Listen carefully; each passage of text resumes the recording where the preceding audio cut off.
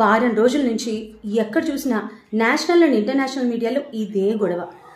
American venture capitalist and entrepreneur Brian Johnson India వచ్చాడు. వదులుతాడా? Nikhil cometh తన పాడ్కాస్ట్కి పిలిచాడు. పిలిస్తే ఆ పాడ్కాస్ట్ రికార్డ్ చేస్తూ ఉన్న అతను ఇంటర్వ్యూ చేస్తూ పావుగంట అయిన తర్వాత, లేదు నా వల్ల కాదు, నేను వెళ్ళిపోతా, ఈ ఎయిర్ క్వాలిటీ ఇండెక్స్ నేను భరించలేకపోతున్నాను బాబోయ్ మీ దేశంలో అని చెప్పి ఠక్కుమని తిరుగుటపాకి అమెరికా వెళ్ళిపోయాడు తట్టుకోలేక. ఇదే డిస్కషన్, ఎయిర్ క్వాలిటీ ఇండెక్స్ అంటే ఇంత బ్యాడ్గా ఉంది అని చెప్పి అందరూ గవర్నమెంట్ని బాగా తిడుతున్నారు. Influencers, beauty influencers, health influencers అందరూ అదే మాట మాట్లాడుతున్నారు.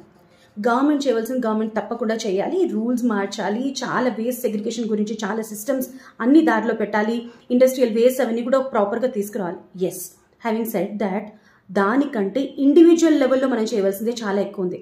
ఎవ్రీడే చాయిసెస్ మార్చుకోవాలి. మన చెత్త సెగ్రిగేషన్ దగ్గర నుంచి, మన వెహికల్ మేనేజ్మెంట్ దగ్గర నుంచి చాలా మార్చుకోవాలి. దీనికి మన రెడీయా? కామెంట్ చేసి చెప్పండి.